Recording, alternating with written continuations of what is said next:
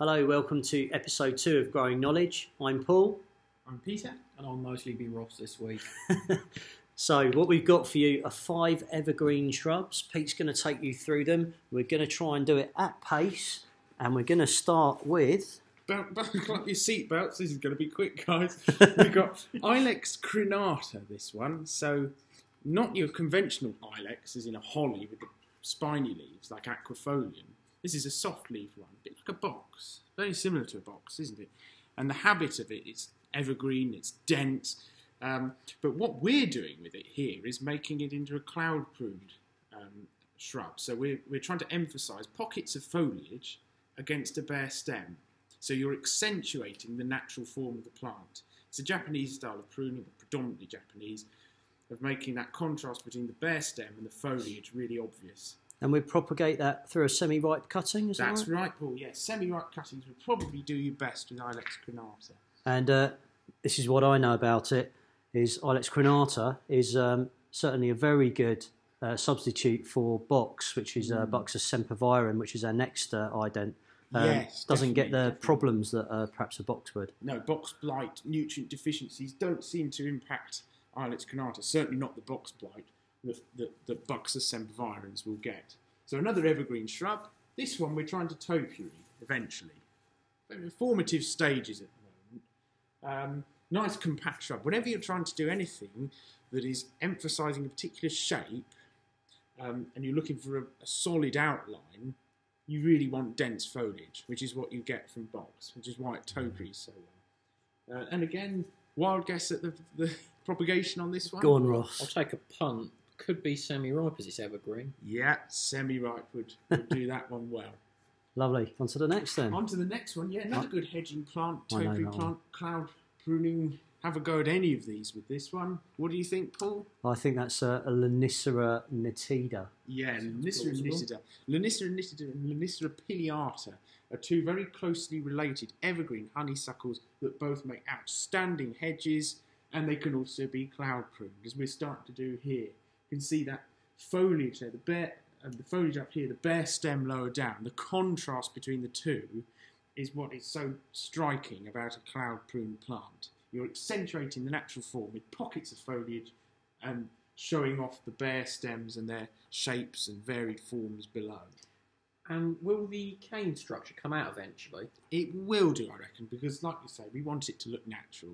And this looks a little bit, not natural, shall we say. It's a bit geometric. Yeah.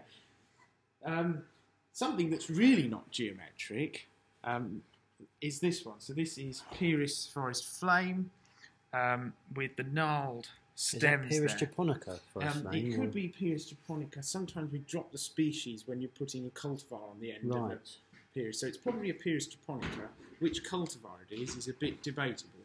I would be inclined to say forest flame. But you're showing off here the angular shapes of the branches. So that's the form you're going for. Really clear shape to it. You're not doing the work. The plant is making its own distinctive shape. And let's have a guess at the propagation again. Oh, it's a tricky one. I'm going to go with semi-ripe.